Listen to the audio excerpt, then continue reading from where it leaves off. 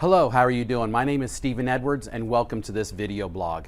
This is our fourth video blog on the coronavirus. We're going to go through today kind of what all the information that I have collected from all of the clinic owners that have called me and that I have called to discuss this current situation concerning the coronavirus. I have had communication with payers from ATA to early steps to commercial carriers. And what I'm going to tell you is what I would do if I was running a therapy clinic, knowing what I know and accumulating all this information that I have received through the EEP community. I hope you have watched my videos leading up to this. If you have not, please do. So if I was running a therapy clinic, here are the steps I would take.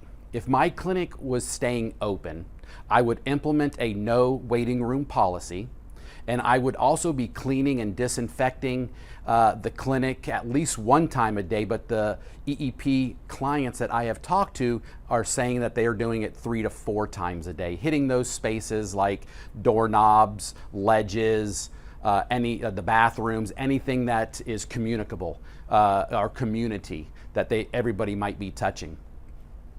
If your clinic is, if you are planning to close your clinic and do 100% teletherapy, here is what I would do and how I would approach it.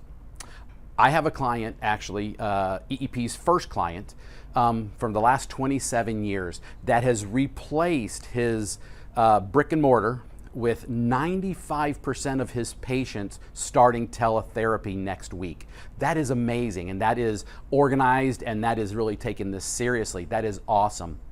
You should have already have a list of patients that we had on our first video blog. You should have a list by therapist and the patients that are eligible for teletherapy and that want to move forward on teletherapy. What I mean by eligible is that they have signed the teletherapy acknowledgement and that the patient and or parent think they are good to move forward with telemedicine. This does not mean the payer will pay, okay? Talking about payment, Medicaid just announced, and you probably received it, and it's going to be on this newsletter, that they are going to cover teletherapy for speech, PT, OT, and EI, early intervention.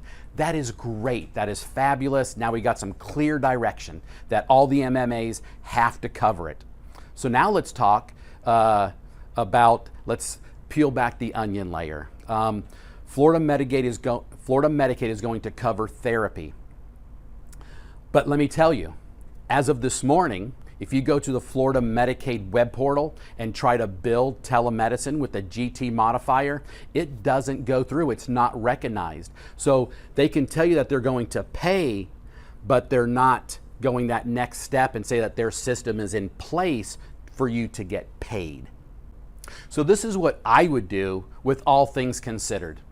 I would roll out teletherapy strategically. Starting immediately, I would treat WellCare MMA and Title 19 and Title 21.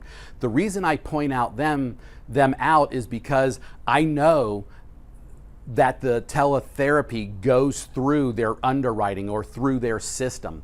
In other words, you're going to get paid in cycle. Common carriers. We have received notification in writing from some payers. I have included them in this newsletter.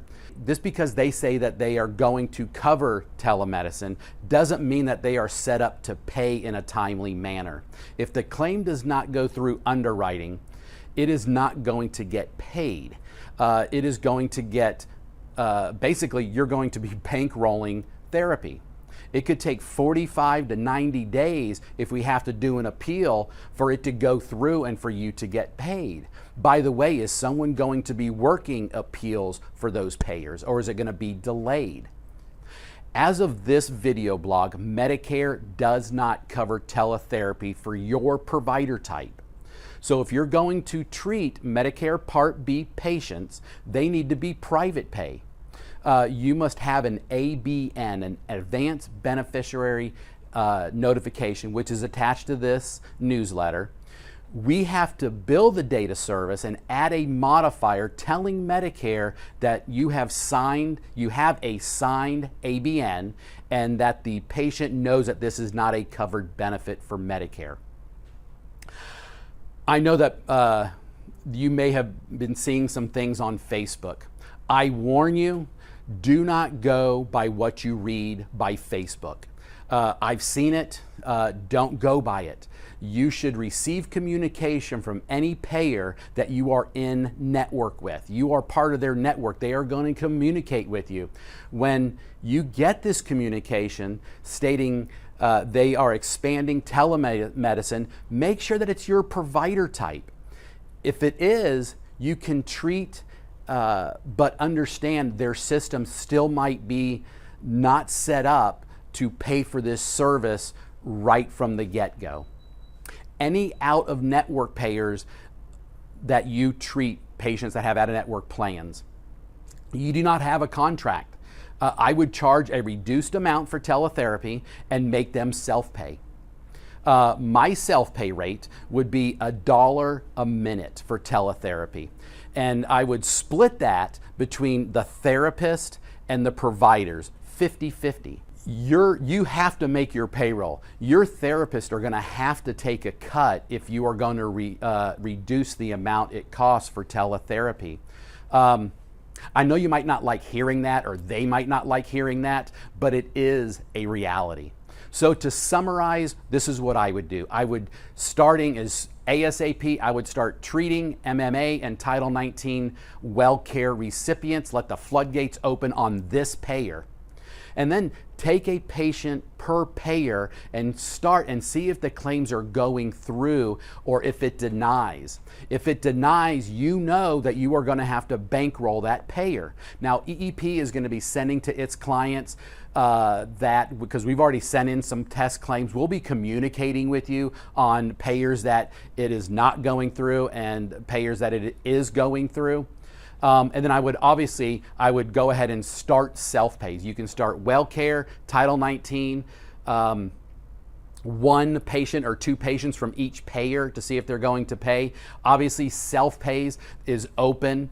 You can definitely see self-pays, but with self-pays, I would have your administration staff at the end of the day call all those self-pays and take payment, not at time of service, because you don't want your providers dealing with that, but your admin staff should have a list of people that were seen that they need to call and take that payment over the phone. It is so much easier to take a payment of $30 from a family than one that has been 4 weeks and now you're charging them $120. So you obviously don't have to do that. EEP can invoice it for you, but we don't know where this is going. I would charge them that day.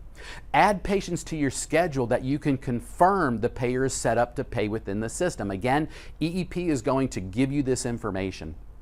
I just wanted a real quick note and just say how encouraged I am of all the discussions that I've had with clinic owners of the EEP community.